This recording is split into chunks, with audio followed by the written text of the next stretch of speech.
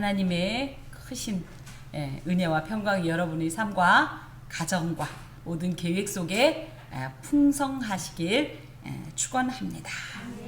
오늘 주께서 우리에게 주시는 말씀의 제목은 지식인가 신앙인가, 아주 근본적인 질문이 되겠습니다. 이 질문 앞에 여러분께서 심각하고 진지하게 오늘의 말씀을 함께 받읍시다. 지금 어떤 내용이 계속 이어지고 있냐면 22절에 들어서 국제적인 저주 전문가로 영험이 있다고 소문난, 그래서 모압에서 이 발람이 있었던 메소포타미아 유프라테스 강 유역의 이 부돌이라는 시까지는 거의 왕복이 20일인데요. 이것을 마치 모압한 삼고초려처럼 두 번씩이나 가서 청을 했어요. 그래서 간신히 지금 발람을 이제 모셔왔어요. 발락 입장에서. 그런데 이 발람에게 하나님께서 어떤 말씀을 하시냐면, 가지 마라. 이스라엘은 저주가 안 먹히는 민족이다. 왜? 내게 복을 받은 민족이기 때문이다. 했는데도 불구하고 돈의 눈이 어두워서 길을 나섰을 때 하나님께서 악인의 하나님들 멸망하는 것을 즐겨하지 않는 하나님께서 그의 멸망을 막고자 아무런 인격도 없는 것 같은 나귀를 통하여서 역사하십니다. 그 길을 가지 말라. 3번씩이나 나귀가 이 길 저 길을 여호와의 사자의 그 진노의 칼날을 피해서 왔다 갔다 하면서 이 자기의 주인을 살리려고 몸부림칠 때 이 눈이 어두운, 자기는 자칭 영매라고 하면서 그야말로 신적인 어떤 권능을 가진 것처럼 말했지만 실제적으로는 나귀보다도 못한 존재가 돼서 나귀가 보는 거를 보지도 못하면서 오히려 그렇게 자기를 살리려고 이곳 저곳으로 길을 피하는 나귀를 3번씩이나 채찍을 하게 됩니다. 하나님께서 주신 기회는 다 무산되고 말아요. 도무지 안 되겠으니까 하나님께서 나타나셔서 왜 나귀를 때리느냐. 내가 사실은 네가 이 길을 가면 죽기 때문에 막은 것이고, 만약에 나귀가 너를 싣고 이리저리 피하지 않았으면 넌 이미 죽은 목숨이다. 그랬더니 마치 그제서야 깨달았다는 듯이 하나님이 정의 가지 말라고, 이 정도로 진지한지 몰랐어요. 하나님이 이렇게 내가 모압을 가는 길을 싫어하는지 몰랐어요. 이제라도 가지 말라면 가지 않을게요 라고 말을 했지만 실제적으로는 여전히 은금의 눈이 멀어서 가고 싶은 마음이 간절했습니다. 하나님께서 그런 발람을 보시고, 그러면 가라. 가서 그 대신 뭐 해라? 내가 너한테 하라고 하는 말만 해라. 그러자 이 발람이 이제 나왔어요. 이 모압에게로 왔어요. 그래서 모압에게 도착했을 때 얼마나 이 발람이 온 것이 기뻤으면 왕이 무당을 맞이하려고 국경 끝까지 나가서 무당을 영접하고 들어옵니다. 그러고 나서 이제 본격적으로 발락이 요구하는 대로 이스라엘 민족을 위한 저주 기도문이 시작이 되는 그런 순간입니다. 자, 41절 보면, 아침에 발락이 발람과 함께하고 그를 인도하여 바알의 산당에 오르매 발람이 거기서 이스라엘 백성의 진 끝까지 보니라. 바알의 산당이라는 표현이 21장 20절에 보면 바못에서 모압 들에 있는 골짜기에 이르러 광야가 내려다 보이는 비스가 산 꼭대기에 이르렀더라 하는 이 바못. 그래서 그때도 제가 바못 바알이다 이렇게 표현했어요. 이 바못이 뭐냐면요, 우상 숭배를 위해서 높은 곳에 만들어 놓은 어떤 구조물인데요. 이걸 우리 창세기 11장에 보면 뭐가 있어요? 바벨탑이 있죠. 이걸 그 당시 지구랏이라고 합니다. 지구라트. 그런 것처럼 신적 이 숭배를 위해서 지어놓은 특수한 어떤 구조물인데요. 그 당시엔 건축이 어마어마하게 발전이 안 돼 있었기 때문에 대부분이 단을 그럴듯하게 쌓아놓은 그런 공간입니다. 근데 여기에 보니까 바알의 산당이다. 이 산당이란 표현이 바못이란 말인데, 이 바못은 누구를 위한 거냐? 바알을 위한 바못이다 이겁니다.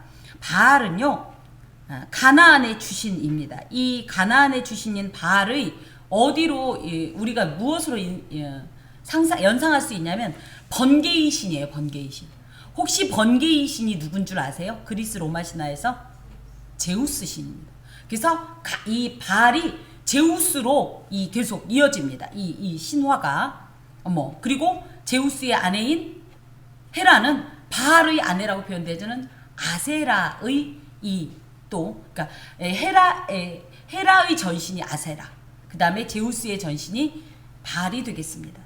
이 바알의 특징이 뭐예요? 번개를 들고 있다는 건, 번개는 언제 내리죠? 번개가 있으면 어떤 일이 있죠? 비가 내려요. 농경사회에서 비가 내린다는 것은 굉장히 중요한 일이에요. 가나안은 농경지대였습니다. 그러다 보니까 이 가나안 사람들에게 가장 중요한 건 뭐예요? 비를 내리는 거예요. 그래서 풍의 신이라고도 할 수 있고 또 이 번개의 신이라고도 할 수 있는 이 바알이 가나안의 주된 신이었어요. 이 바알은요, 농작물과 가축의 이 다산과 번성을 보장하는 신으로서 아주 더럽고 아주 역겨운 신관을 가지고 있습니다. 가나안의 신관이 바알이 남자 신이고요. 그 다음에 아세라가 여자 신이에요. 그런데 이들은 어떻게 생각했냐? 번개를 가진 이 바알 신과 그 아내인 아세라가 이 풍요의 신이기 때문에 아세라 신의 그때 당시 작은 신을 보면 가슴이 여러 개예요. 가슴이 여러 개인 신을 가끔 볼 거예요. 이게 아세라입니다. 근데 나중에 조금 구체화가 됐고 그 당시에는 목상으로 주상으로 이제 이렇게 있었는데 이 남자 신인 바알과 여자 신인 아세라가 하늘에서 천상에서 성관계를 하면 그걸로 인해서 이 땅에 비가 내린다고 생각을 했다. 그러다 보니까 어떻게 해요? 각 이 바알 신당에는 남창이 있었고요. 여창이 있었습니다. 남창이 뭐예요? 남자 창남. 여창은 뭐예요? 창녀. 그래서 뭐예요? 여성이 바알의 이 신당에 들어가면, 바알의 산당에 들어가면 이 창남과 남성이 바알의 산당에 들어가면 창여와 이런 음란하고 역겨운 행동을 하면서 이게 기우제예요. 가나안의 기우제. 그렇기 때문에 하나님께서 이 역겨운 이런 우상 숭배 행위를 철저히 배격하려고 했던 겁니다. 우리가 듣기만 해도 너무 끔찍하고 역겹지요. 예. 자, 이곳에 이제 가서 발람이 거기서 이스라엘 백성이 진 끝까지 보니라. 여기가 이제 비스가산 골짜기이기 때문에 쫙 모압 그 평원에, 이들이 모압 광야에 있는 이스라엘 백성들이 한눈에 보이는 거예요. 지금 그곳으로 발락이 이제 발람을 안내하자 발람이 발락에게 이르되 나를 위하여 여기 제단 7을 쌓고 거기 수송아지 7마리와 순양 7마리를 준비하소서. 자, 여기 중요한 게 뭐예요? 나를 위하여. 나를 위하여는 뭐냐? 이게 하나님 앞에 올려드리는, 신 앞에 올려드리는 게 아니라 여기서 나를 위하여는 신과 협상할 수 있는 협상물을 의미해요. 내가 이걸 당신이 내게 주면 내가 이걸 갖고 여호와라는 신하고 적절히 거래하고 협상해서 좋은 결과를 낼 테니, 이런 뜻입니다. 하나님을 정말 단단히 오해하고 무지해도 하나님이 우리의 거래 조건이 되십니까? 헌금 많이 하면 하나님이 아이고 너무 감사해요 이렇게 많은 헌금을 주시다니 네 하십니까? 가끔 교회에서 착각하는 사람들이 있어요. 내가 여기에다가 얼마를 헌금했는데, 땅을 얼마를 바쳤는데, 이런 표현은 뭡니까? 이 발람의 모습과 똑같습니다. 여러분, 하나님을 향한 순전한 어떤 경배의 행위로, 나의 주님이라는 어떤 이런 신앙 고백적 행위로 하나님 앞에 바치는 거지, 마치 내가 이 정도를 했으니까 하나님도 이 정도 내놓으라는 뜻으로 하나님 앞에 헌물을 하거나 행동을 하면 그것은 아니함만 못합니다. 그것 때문에 어떻게 돼요? 신앙은 다 손상당하고요, 믿음은 오히려 파멸에 이를 수 있기 때문이에요.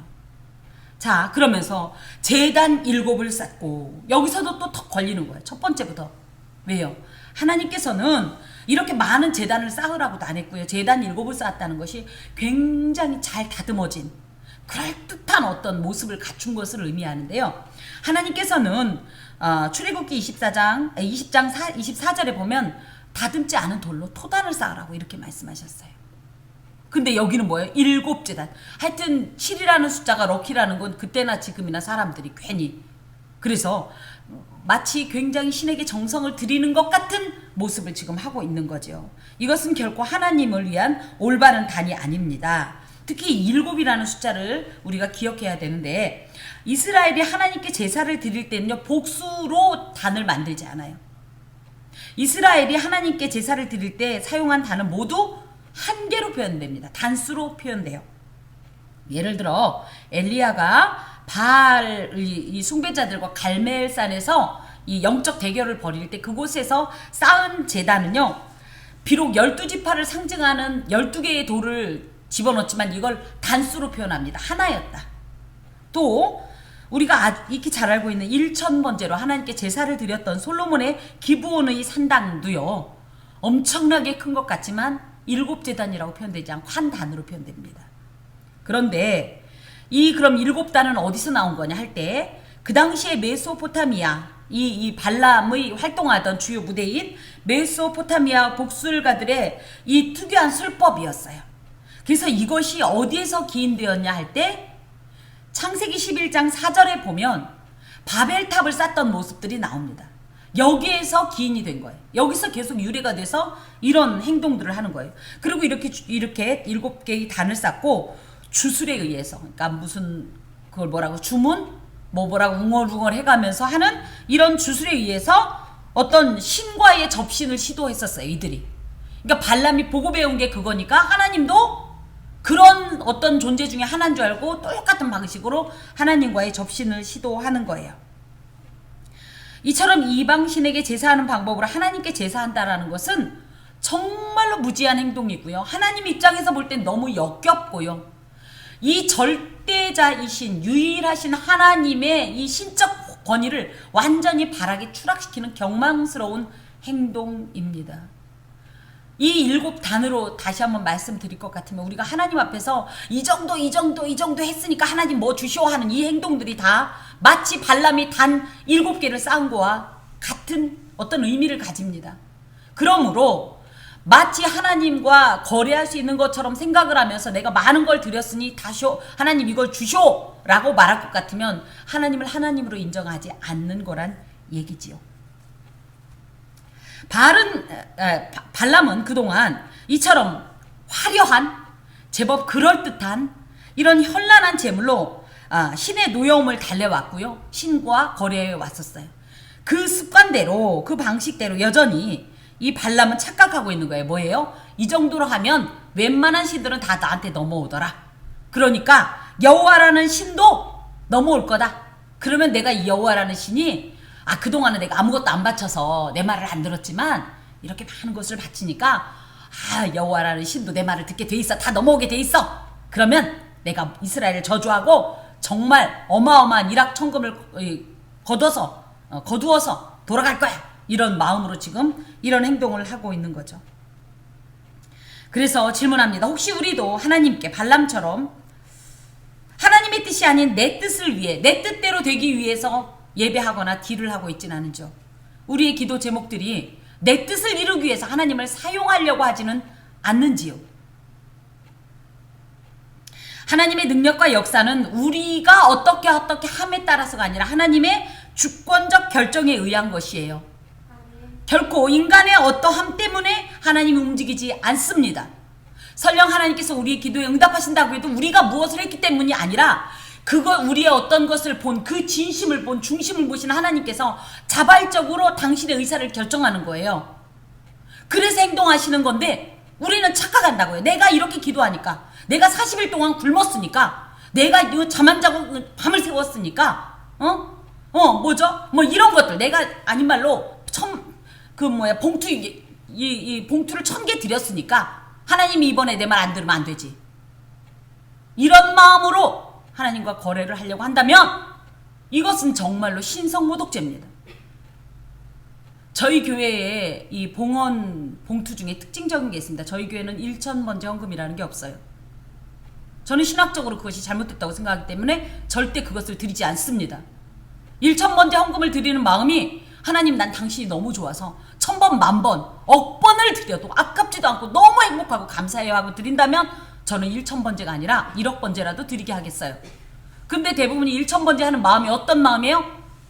1000개 봉투 드릴 테니 내놔. 내가 요구하는 거, 나 건물 살 거야. 건물 사줘. 땅 사줘. 내 아들 서울대 합격시켜줘. 우리 사업 잘 되게 해줘 하면서 마치 복채처럼 올려놓기 때문에 제가 1,000번째 헌금을 절대 드리지 않는 겁니다. 그런데 너무 안타까운 게 뭐예요?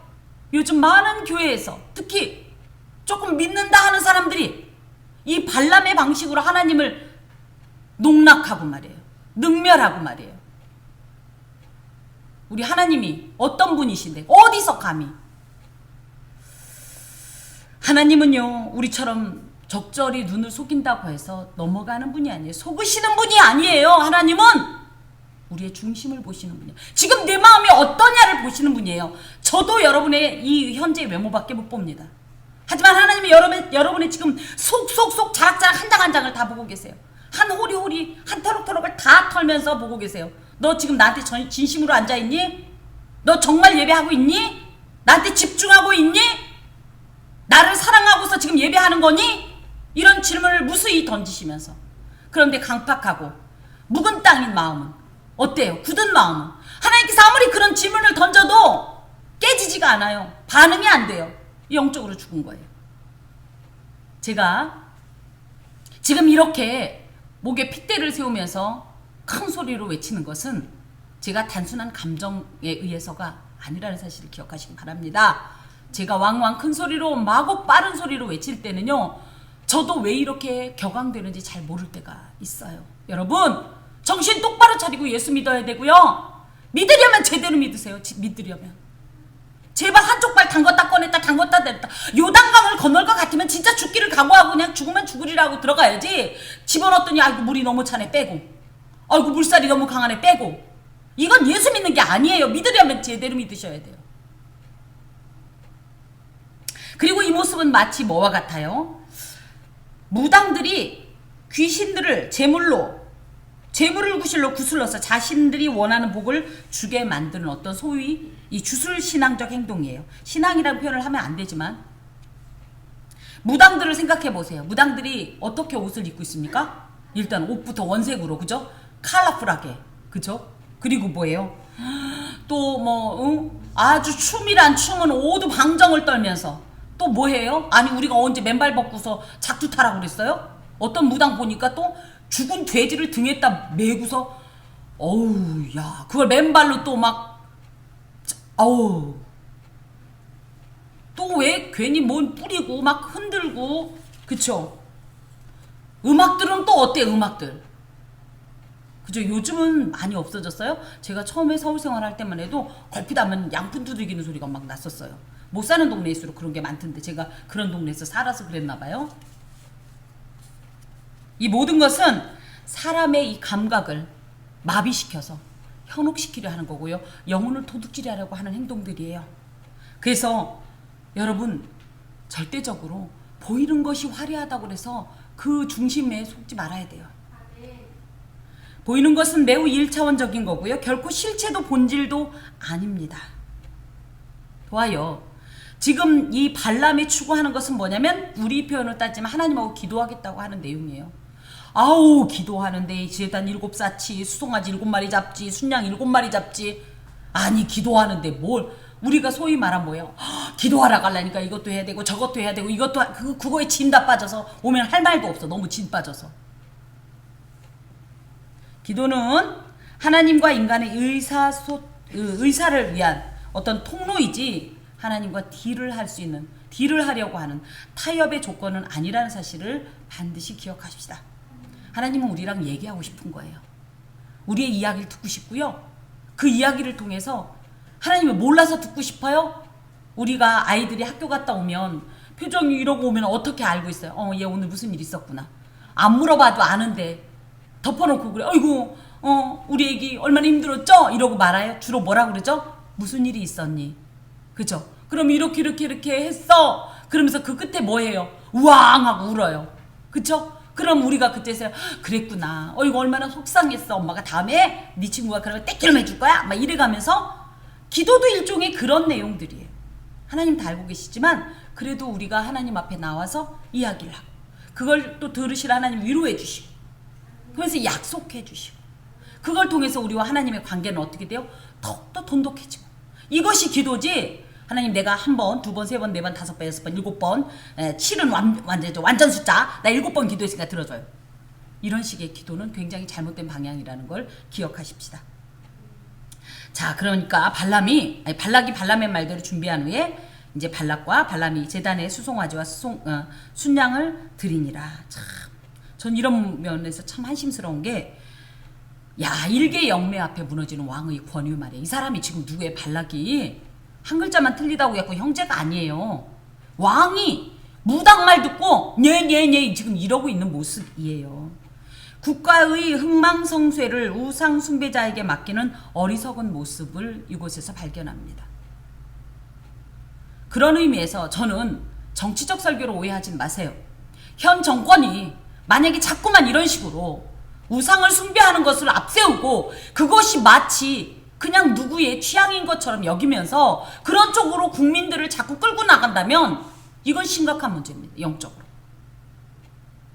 그래서 이들을 위해서 아주 아까 이 참회의 기도문에도 있었어요. 대놓고 비난하고 뭐 이게 능력이 아니에요. 뭐 하는 거냐면 우리는 그것을 위해 중보기도 하면서 하나님의 손에 맡기는 겁니다.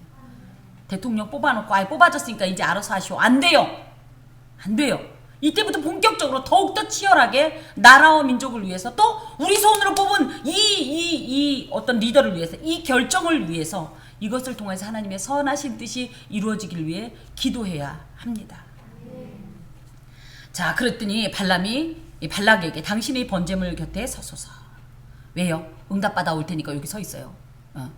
지키고 있는 것보다는 이거 이렇게 있습니다 하면서 지금 하나님을 감히 지금 현혹해 보겠다는 거예요.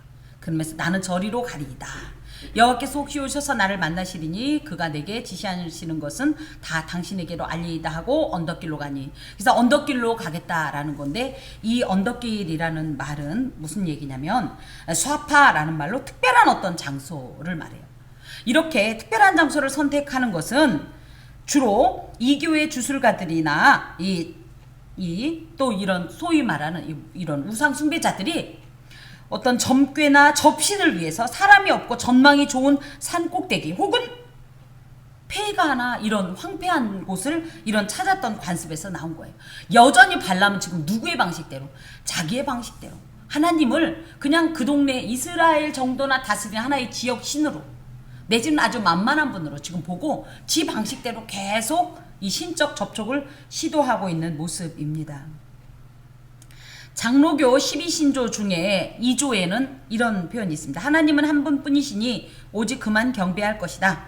하나님은 신이시니 스스로 계시고 아니 계신 곳이 없으며 다른 신과 모든 물질에서 거룩히 구별되시며 그 존재와 지혜와 권능과 공의와 인자와 진실과 사랑에 대하여 무한하시며 변하지 아니하신다.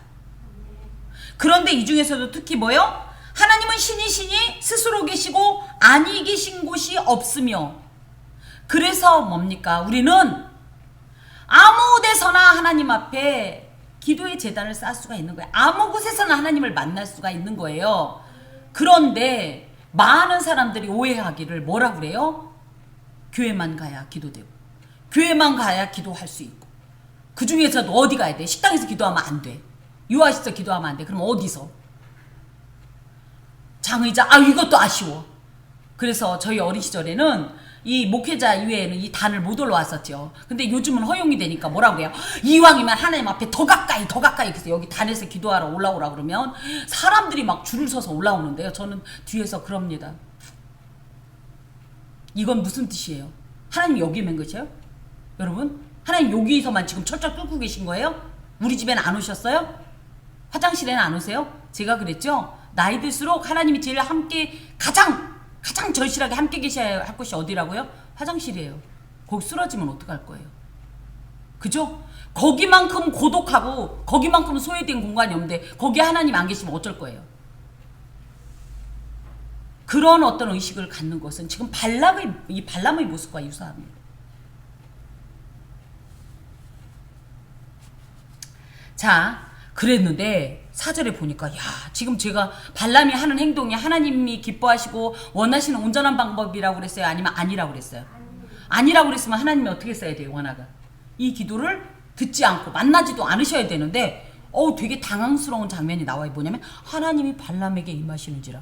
이게 우리가 오해한다고. 야, 이랬거나 저랬거나 하여튼 하나님도 먹는 거 좋아하시는구나. 뭐 받으시는 거 좋아하시는구나. 그럼 이렇게 주면 무조건 받는구나. 아닙니다. 율법은 하나님께 제사 드리는 방법에 대해서 엄격하게 제한합니다. 그런데 이런 이방인의 제사 방법에 하나님께서 응답하신 것은 특별한 의미를 갖습니다. 뭐예요? 지금 발람이 원해서 온 게 아니에요. 하나님이 발람을 통해서 일하실 것이 있기 때문에 발람을 일시적으로 사용하는 거예요. 하나님은 자신의 일을 위해 때로는 이방의 제사 방법이라 해도, 또 우상 숭배자, 무당이라 해도 모든 방법이나 그 어떤 대상을 초월하여서 당신의 뜻을 계시하실 수 있는 분이에요. 그렇기 때문에 나귀가 입을 열어 말을 할 수가 있는 거예요. 자, 그러면서 발람이 이제 얘기하는 거예요. 내가 하나님 앞에 내가 이렇게 했고 내가 이렇게 했고, 이거 조심해야 된다고 그랬어요. 근데 여기도 얘도 눈치 없이 하네. 내가 7 제단을 쌓고 각 제단에 수송아지와 순양을 드렸나이다. 지금 하나님 앞에 나올 때 우리가 무엇을, 어떤 마음으로 와야 돼요? 상한 마음과 통회하는 마음과 겸허한 마음과 하나님의 말씀을 사모하는 마음으로, 그 음성을 소망하는 마음으로 나와야 되는데, 이 발람은 지금 현재 뭐 하고 있냐면, 나는 어떤 신이 와도 부끄럽지 않을 만한 제단과 제물을 쌓았으니, 이거 보세요, 내가 이 정도로 당신에게 했습니다. 그러니까 빨리 응답 주세요. 지금 이런 행동이에요. 하나님 앞에 나올 땐 두렵고 떨리는 마음으로 회개하는 심령으로 맞아야 되는데, 마치 자신의 물질적인 공로와 육적인 수고를 자랑하는 그런 지극히 비신앙적인 행동을 하나님 앞에 보이고 있는 발람을 누가 하나님 앞에 계시를 받았으니 그 계시는 신성하다라고 이야기할 수 있겠습니까? 또 그가 하나님의 사람이라고 할 수 있겠습니까? 자, 그랬더니 여호와께서 발람의 입에 말씀을 주시며 이르시되 발락에게 돌아가서 이렇게 말할지니라. 그 내용이 이제 7절부터 나오는 거예요. 그랬어요. 그래서 이제 응답을 받고 발람이 발락에게로 돌아가니까 발락과 모압의 모든 고관들이 번제물 곁에 함께 섰더라. 왜요? 응답을 기다리고 있는 모습이에요. 그랬더니 발람이 예언을 전하여 말하되, 이것은 여기엔 그냥 발람이 예언을 전하여 말하되이지만 원어는 여호와께서 받은 그의 신탁을 드러내어 발설했다, 이런 뜻을 갖고 있습니다. 그래서 여기엔 여호와란 표현이 되어 있지 않지만 이것이 다 이 5절에 하나님께서 주셨던 이 신탁을 지금 고백하는 거다, 선포하는 거다, 이런 말이에요. 발락이 나를 아람에서 모압왕이 동쪽 산에서 데려다가 이르기를, 와서 나를 위하여 야곱을 저주하라, 와서 이스라엘을 꾸짖으라 하는도다. 하나님이 저주하시지 않은 자를 내가 어찌 저주하며 여호와께서 꾸짖지 않으신 자를 내가 어찌 꾸짖으랴. 그래서 발락은 이스라엘이 망하고 저주받기를 원했지만 이런 발락의 뜻을 하나님께서는 지금 거부하고 오히려 하나님의 뜻을 이루기를 원하신다는 이런 의지를 이곳에 담고 있습니다. 보세요. 마귀는 자꾸만 어떤 소원을 가져요? 예수 믿는 사람을 저주하고 망하게 하고 믿음을 빼앗겨서 결국은 뭐해요? 죽음에 이르게 하고 멸망시키려 하는 목적으로 계속적으로 우리를 참수하고 하나님 앞에서 비방하지만, 하나님은 어떤 거예요? 하나님이 저주하지 않으시고 하나님이 축복하시는 자는 마귀도 어떻게 하지 못하는 거예요. 그래서 이런 보이지 않는 세계 속에서 이 마귀, 또 이 마귀가 거느리는 세상의 모든 세력과 하나님 나라 간엔 이렇게 치열한 영적 대결이 있다는 사실을 기억해야 돼요. 그래서 여러분이 지금 이 자리에 온 것도 사실은 어떤 놀라운 역사가 있었냐? 마귀는 계속적으로 우리를 예배드리지 못하게 하려고, 우리의 믿음을 손상시켜서 어떻게든지 하나님하고 이간질시키고 하나님께로부터 멀어져서 자기 편 만들어서 죽음을 주려고 온갖 몸부림을 쳤지만, 하나님께서 우리를 저주하지 않았고 오히려 축복하는 자로서 당신께서 친히 우리를 안으셔서 은혜의 그늘 속에 품으셔서 이곳에 앉혀주셨고 이곳에서 하나님의 말씀을 받게 하신 거예요. 이게 보이지 않지만 실제적인 영적 구도입니다. 우리가 이 사실을 알아야 돼요. 그래서 이런 측면에서 본다면 우리가 나 믿음 좋아, 어떻게 말할 수 있어요? 이 믿음조차 하나님께서 주신 거예요. 난 기도 많이 해. 그것조차 우리가 기도할 수 있나요? 하나님께서 기도할 마음을 주셨기 때문에 기도할 수 있는 겁니다. 이걸 깨닫고 자꾸만 우리가 하나님께로부터 멀어지려는 마음이 자꾸만 내 속에 들어온다라면 우리가 무엇을 알아야 돼요? 얘가 지금 자꾸만 나를 참수하고 나를 채가려고 하는구나. 그렇기 때문에 그럴 때일수록 더욱더 어떻게 해야 돼요? 더욱더 하나님 품으로 나가야 돼요. 이런 구조를 잘 기억하셔야 됩니다. 특별히 이 저주라는 말은 아라르라는 말로요. 우리 그 계약이란 말 그 창세기 하면서 했습니다. 하나님과 아브라함의 계약 얘기하면서 이 당시에 고대 중동 사람들의 계약은 어떤 거냐면 너랑 나랑 이렇게 하기로 약속했어. 그런데 이 중에 하나가 만약에 이 계약을 파기하면 어떤 일이 있다고 그랬어요. 이들이 예를 들어 양을 한 마리 같이 잡아서 한 마리를 잡습니다. 그런 다음에 어떻게 해요? 가운데를 쪼개요. 양 가운데를 딱 쪼갠 다음에 그걸 세워놓고 그 아래를 이렇게 이 양을 쪼갠 요 아래로 둘이 손을 잡고 걸으면서 그 계약의 내용을 얘기합니다. 우린 이 약속을 지킬 거다. 그런데 만약에 이 약속이 폐기됐다면 어떻게 되는 거예요? 파기됐다 그러면 안 지킨 사람들을 이 양처럼 쪼개겠다는 뜻을, 이런 살벌한 뜻을 갖고 있는 게 계약이란 말인데, 이 저주란 말이 만약에 이 지금 이렇게 쌍방간에 계약했는데 이 계약이 파기되면 어떻게 된다? 그 약속을 어긴 자에게 임하는 이 끔찍한 파멸과 저주를 의미해요. 즉 이게 그냥 이스라엘이 저주 받는다라는 뜻이 그냥 얘네 뭐 쫄딱 망했으면 좋겠다, 뭐 병 들었으면 좋겠다, 요런 차원이 아니라 어떤 뜻을 갖고 있냐면 하나님과 맺은 이 계약 관계에서 끊어져 버려서 하나님이 이 복 내리셨던 이 사랑하셨던 이 백성의 관계가 아예 없어지는 것을 의미해요. 이거를 지금 모압 왕이 원했다는 거고, 그런데 뭐예요? 여기에 보니까 하나님은 그걸 원치 않았다는 거예요. 그렇기 때문에 도저히 이 저주는 먹히지 않는다는 거예요. 자, 내가 바위 이 위에서 그들을 보며 작은 산에서 그들을 바라보니 이 백성은 홀로 살 것이라 그를 여러 민족 중에 하나로 여기지 않으리로다. 이게 이제 무슨 얘기냐면, 이제 발람이 이스라엘을 보고 하는 1차적 이 신탁인데요. 이스라엘의 정체성입니다. 이스라엘은 누구냐 할 때, 이 백성은 홀로 살 것이라 라는 표현에는 홀로 산다라는 뜻은 외롭게 산다라는 뜻이 아니라 레빠다드라는 말로 뛰어나고 비범하고 탁월한 민족으로 살 거라는 뜻을 갖고 있어요. 우리가 익히 알고 있듯이 세계에서 IQ가 제일 높은 민족이 어디예요? 유대 민족이에요. 우리나라가 두 번째라고 하죠. 예. 벌써 이런 것만 봐도, 그리고 이 일반 역사 속에서 이 유대인의 이 홀로 살 것, 이 비범함, 탁월함은요 여러 방면에서, 여러분 스티븐 스필버그라는 영화 감독 아시죠? 이 사람이 유대인입니다. 많은 사람들이 유대인들이에요. 그 서구에서 이름을 떨치는 수많은 사람들이 유대인들이에요. 예. 독일의 히틀러가 이 홀로코스트를 감행한 이런 학살을 감행했던 이유도 뭐예요? 저놈의 유대인들은 너무 잘났어. 돈도 너무 많이 벌어. 뭘 해도 뭐 음악적으로나 뭐 뭐로든지 너무 탁월해. 그래서 어떤 이런 인종적 시기심으로 이들을 학살했다라는 그런 말이 있습니다. 그 정도로 이 민족이 비범하고 탁월한 민족이 될 거라는 거예요. 어떤 이방 나라들과 비교할 수 없는 독보적인 존재인데 왜 그러냐? 왜 이 민족이 이렇게 탁월한 거예요? 당연하죠. 하나님의 백성으로 하나님께서 삼아주셨기 때문이고, 뒤에도 계속적으로 나오지만 하나님이 함께 하시기 때문에 이것이 가능한 거예요. 자, 그러면서 여기에 그를 여러 민족 중에 하나로 여기지 않을 것이다. 이것은 하나님의 백성 공동체로서 여러 중에 하나가 아니라 유일한, 하나님도 유일하듯이 우리도 하나님 앞에 유일한 양수기, 유일한 성수기, 유일한 나무, 요런 개념을 갖고 있어요. 니네들 여러 중에 이런 뜻이, 여러 이런 뜻이 아니라 1대1의 관계를 가질 정도로 그만큼 하나님하고 밀접한 관계를 맺고 있는 민족이라는 뜻을 갖고 있어요. 그러니 하나님께서 이처럼 아끼고 특별하게 소유 삼으신 이들을 감히 누가 해할 수 있으랴? 지금 이걸 누가 하는 말이에요? 발람이. 그러니까 얘도 아까 제가 잠깐 말씀드린 것처럼 지금 맨정신일까요? 원래 이스라엘을 저주하려고 온 애가 자기도 모르게 이런 소리를 막 하고 있는 거예요. 그러면은 발람이 회개했나? 인간 됐나? 신앙인이 됐나? 하나님의 영이 강권하시기 때문에 자기의 입술을 주체 못하고 지금 이런 말을 하고 있는 겁니다.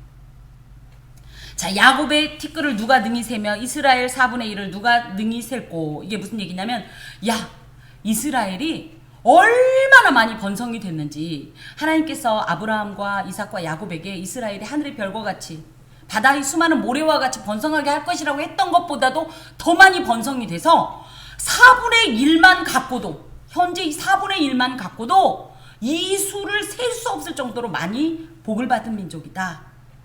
하나님께서는요, 우리에게 내가 이렇게 해주겠다고 했으면 반드시 이것 이상을 해주십니다. 내가 이렇게 해달라고 하면 요만큼만 해주시는 것이 아니라 반드시 그 이상을 해주시는 분이에요. 그런 민족이라는 것을 여기 하면서요, 여기에 나는 의인의 죽음을 죽기 원하며 나의 종말이 그와 같기를 원하노라, 바라노라. 이건 발람이 하는 말인데요, 나도 쟤네들처럼 하나님 앞에 특별히 사랑받는 백성이 됐으면 좋겠다. 그래서 쟤들처럼 저렇게 은혜 안에 살다 죽었으면 좋겠다. 이런 표현을 지금 발람이 하고 있습니다. 자, 그러면서 또 봅시다. 발락이 발람에게 이르되 그대가 어찌 내게 이같이 행하느냐. 나의 원수를 저주하라고 그대를 데려왔거늘 그대가 오히려 축복하였도다. 발락이 들으니까 미치고 팔짝 뛸 노리신 게 저주하라고 그랬더니 이스라엘 백성들이 얼마나 대단한지 그런 얘기를 하고 있으니 지금 발락이 복채가 아까울 지경이지요. 그랬더니 발람이 이르되 여호와께서 내 입에 주신 말씀을 내가 어찌 말하지 아니할 수 있으리까. 예, 나는 내 입은 입인데 이걸 내 마음대로 어떻게 할 수 없다. 지금 이렇게 얘기하고 있어요. 그러면 발락이 지혜로운 자 같으면 어떻게 했어요? 소용없구나라고 했어야 되는데 포기하지 않습니다. 12절에 발락이 말하되 나와 함께 그들을 달리 볼 곳으로 가자. 거기서는 그들을 다 보지 못하고 그들의 끝만 보리니 거기서 나를 위하여 그들을 저주하라 하고. 발락이 생각한 거예요. 내가 놀랬듯이 얘도 놀랬구나. 이스라엘 백성이 너무 많으니까. 그러면 어떡하냐? 이스라엘 백성들이 저 끝이라고 할 때는 그들의 끝자락 정도이기도 하지만 거의 의미가 없고 또 모양이 황폐해서, 그러니까 이만큼 이스라엘 백성들이 오합지졸 같은 그런 모습을 보면 네가 용기가 나지 않겠나? 그래서 거기 볼 곳으로 가자 하고 그들을 발람을 데리고 소빔들로 인도해서 이제 거기서 또 다시 푸닥거리를 또 시작하는 거예요. 그러면서 똑같이 얘기해요. 15절 발람이 발락에게 이르되 내가 저기서 여호와를 만나 뵐 동안에 내가 여기 당신이 번제물 곁에 서소서 하고 했더니 또 하나님께서 기다렸다는 듯이 발람에게 또 말씀을 하셔요.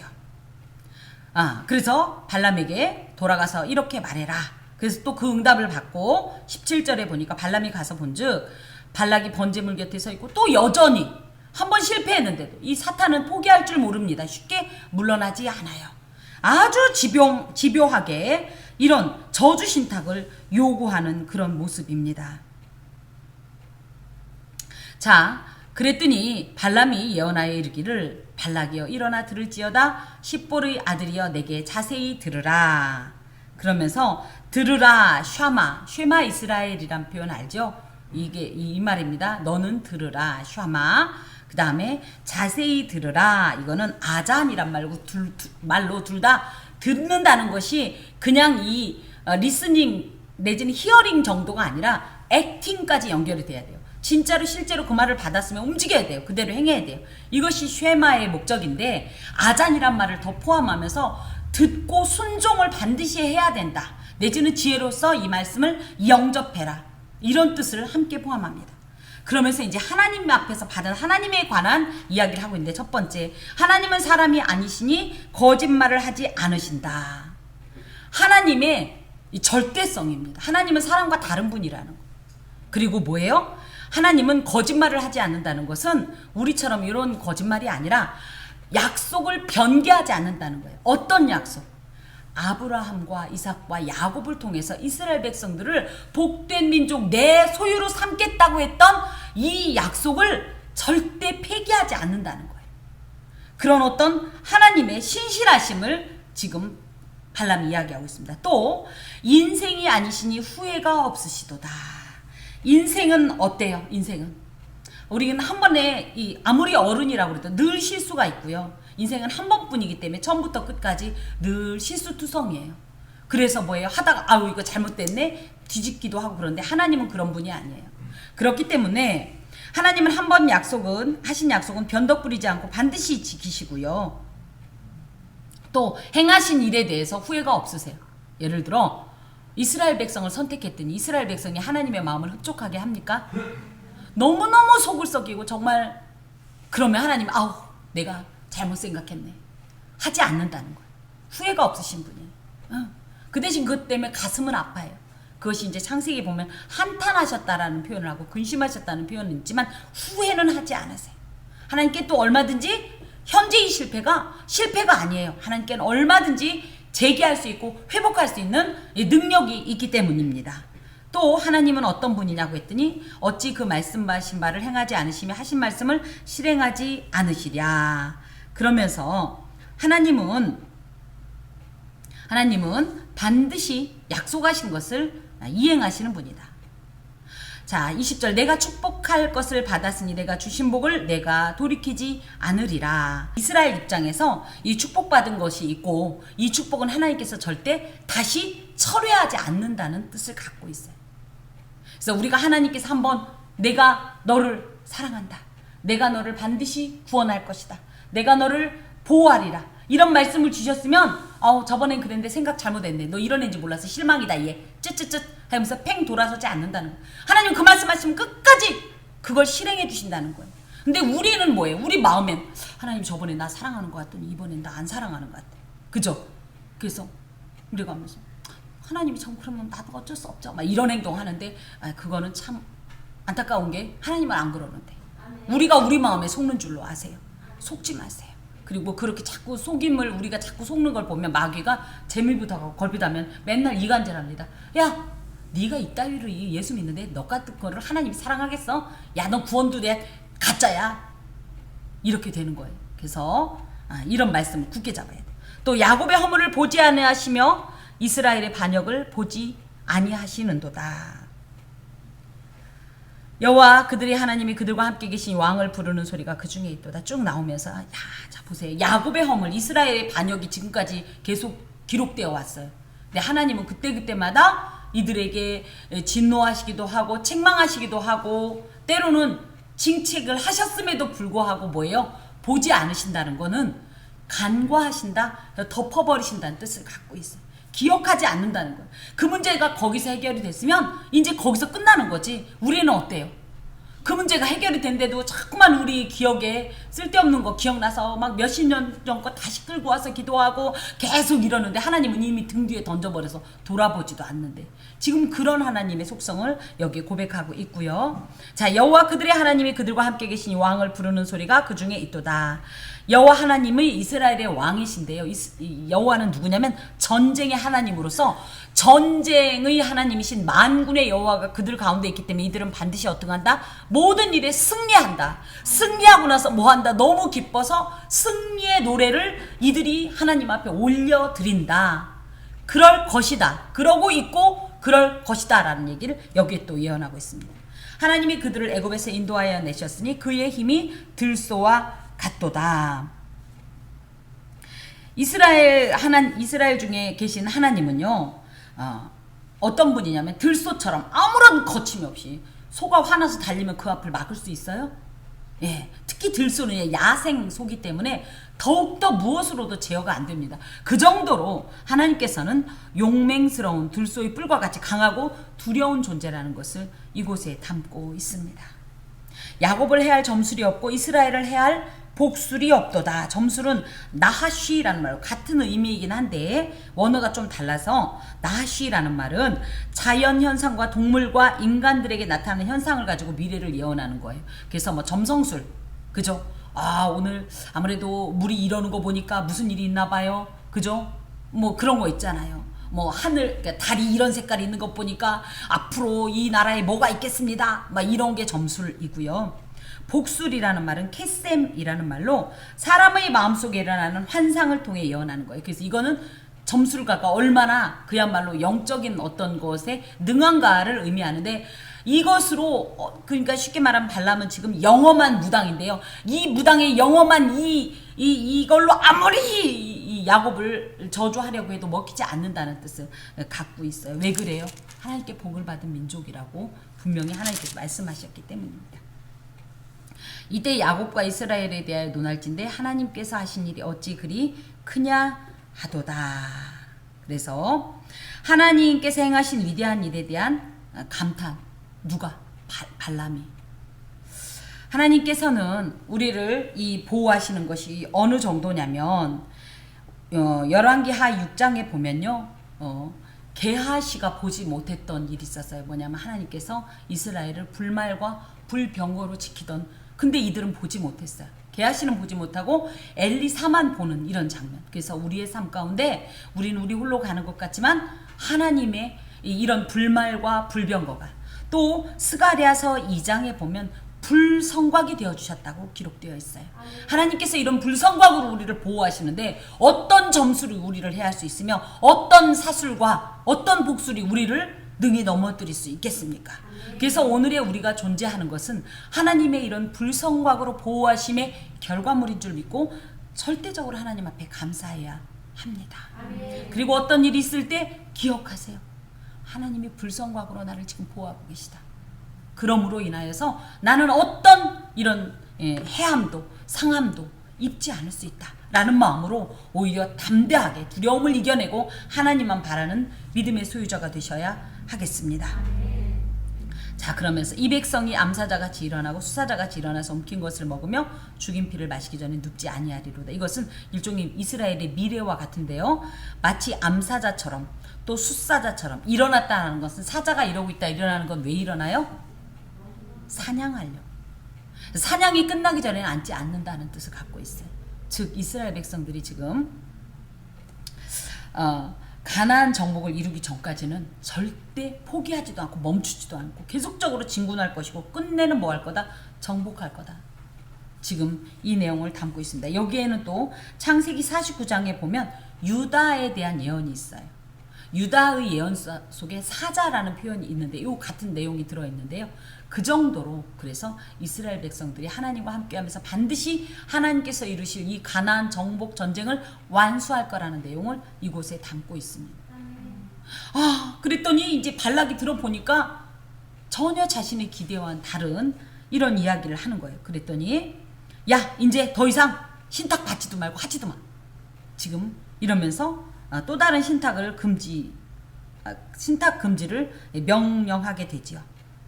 이것은 마치 겉으로 볼 땐 발람의 주술을 이용하여 이스라엘을 패배시키려 한 계획에 대해서 패배를 인정한 것 같지만 그것이 아닌 것이 지금 일시적이에요. 너무 화가 나서 일시적으로 이런 거예요.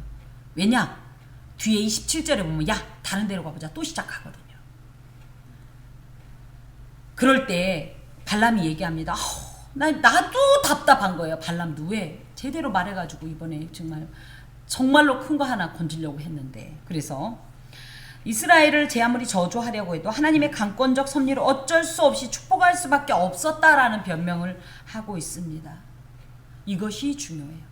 마귀가 제 아무리 우리를 무너뜨리려고 하고 넘어뜨리려 한다 할지라도, 우리의 믿음을 빼앗으려 한다 할지라도 하나님의 사랑 안에 있는, 은혜의 울타리 안에 있는, 그래서 지켜주시는 샤마르의 특권을 누리고 있는 우리를 해할 수 없다라는 사실이 이 안에 들어있지요. 아멘. 자, 지금 발람의 말에 의하면요, 하나님은 진실하신 분입니다. 약속을 변개하지 않고 반드시 이행하시는 분이십니다. 심지어 그 사랑하던 백성이 배신할지라도 그 구원 계획을 변경하지 않고 인자와 자비를 베푸시는 분이시고 절대적이고 완벽한 보호자이십니다. 막 그래가면서 하나님의 백성은 앞으로 이렇게 하나님의 뜻을 이루는 귀한 백성이 될 겁니다. 막 이런 얘기를 하는 거 보니까 우리가 어떤 생각이 들어요? 발람의 말을 듣고 참 은혜스럽다. 근데 지금 발람이 한 말을 들으면 참 아멘이 저절로 되지 않습니까? 그렇죠? 그런데도 결코 발람을 여호와의 선지자라고 말할 수는 없는 것이 바로 오늘의 제목과 관계가 있습니다. 우리는 이렇게 생각해요. 하나님에 대해서 잘 알고 있으면 믿음이 좋은 사람, 진짜 믿는 사람. 그렇죠? 하나님은 이런 분이시다 막 이렇게 얘기하면 뭐라 그래요? 어머, 저분 믿음 좋은가 봐. 저분 하나님하고 친한가 봐. 그래서 많은 오해를 하죠. 목회자가 하나님은 이런 분이시다 하고 떠드니까 목회자 무조건 믿음 좋은 줄 아는데 저도 여러분과 같습니다. 저도 제 믿음을 위해서 몸부림을 치면서 삽니다. 이런 믿음을 뭐라고 하냐? 이건 믿음이라고 할 수 없어요. 그냥 하나의 지식이에요. 진짜 신앙은 뭐냐? 그런 하나님이요, 여기에만 머물지 않고 정말 내 모든 인격과 내 모든 삶의 전반을 다스려주는 게 진짜 믿음이에요. 발람이 지금 이렇게 아주 신학적이고 신앙 좋은 말을 했지만 이 사람 보고 신앙인이라고 말할 수 없는 이유가 뭐냐? 이 사람은 그냥 그야말로 아는 거예요. 그래서 아는 것과 믿는 것은 분명히 구분해야 합니다. 여러분 하나님을 아십니까? 몰라요? 또 이렇게 얘기해 놓으니까 또 말 잘못했다가는, 아는 거 맞아요. 하나님을 알아요. 근데 우리는 어떻게 아냐? 여기로 알지 않고요, 여기로 먼저 알아요. 인격으로 하나님을 알아요. 믿음으로 알아요. 신앙의 눈으로 하나님을 봤어요. 신앙으로 하나님을 만났어요. 이런 지식이 아닌, 하나님의 인격과 무관하고 그분의 역사와 그분의 뜻과도 무관하고 그냥 하나님에 대해서 줄줄이 얘기할 수 있는 우리나라 대표적인 존재 도올 김용옥 씨. 얼마나 막 이상한 목소리에 여러분이요 막 이러면서 막 칠판에다 쓸 때 그 사람 보고 우리가 신앙 좋다고 그래요? 속지 마세요. 그 사람 신앙인 아닙니다. 그 사람은 왜 이 성경을 읽었냐? 하나님하고 한판 떠보겠다고 성경을 읽은 사람이에요. 자기가 그렇게 얘기했어요. 근데 우리가 착각하면서 또 하나 뭐예요? 우리도 우리 자신을 착각해요. 내가 하나님에 대해서 많이 아니까, 하나님에 대해서 얘기하라면 나도 뭐 너만큼 할 수 있다라고 하니까 나 믿음 좋다라고 착각할 수 있다라는 거예요. 참 믿음은 무엇이냐 할 때, 설령 우리가 알고 있는 하나님의 지식이 굉장히 단순하고 짧더라도 이걸 진실되게 내 인격으로 받고 내 삶으로 받고 살아가는 것이 참 믿음이에요. 발람이 이렇게 화려한 이야기를 했지만 발람은 하나님을 몰라요. 이걸 믿음이라고 할 수 없어요. 여러분도 마찬가지입니다. 신앙생활 오래 하고 예배 빠지지 않고 하고 남들이 볼 땐 그럴듯할지 모르지만 이 하나님의 모든 인격과 하나님 경험이 내 안에 있지 않냐면 우리는 뭐예요? 발람과 같은 존재라는 거예요. 이걸 어떻게 알 수 있느냐? 할 때 결정적인 순간에 탁 나옵니다. 하나님을 이 지식으로만 그야말로 알고 있던, 지식인이었던, 하나님에 대한 지식인이었던 사람들은요, 결정적인 순간이 오면 어떻게 해요? 하나님 버립니다. 그리고 뭐예요? 그때부터 하나님 떼놓고 다른 걸 막 찾아서 방법을 강구해요. 혹시 내가 어떤 위기가 있을 때 하나님 말고 다른 누군가를 떠올리는가? 다른 방법을 찾는가? 정신 똑바로 차리세요. 나 교회 다닌 지 100년 됐어도 신앙인 아닌 거예요. 진정한 신앙인은 누구나 할 때 그야말로 결정적인 순간에 나타납니다. 그 모든 일이 다 절망이고 소망의 이 터럭은 단 한 호리도 없어도 나는 여호와 하나님만 붙잡겠습니다. 이거가 많은 지식 필요 없어요. 이게 참 신앙인입니다. 여러분은 지식인입니까? 신앙인입니까? 물론 영성 안에서 지성이 있어야 돼요. 하지만 지성만 갖고는 하나님을 만날 수 없습니다. 지성만 갖고는 신앙인이라고 할 수 없습니다.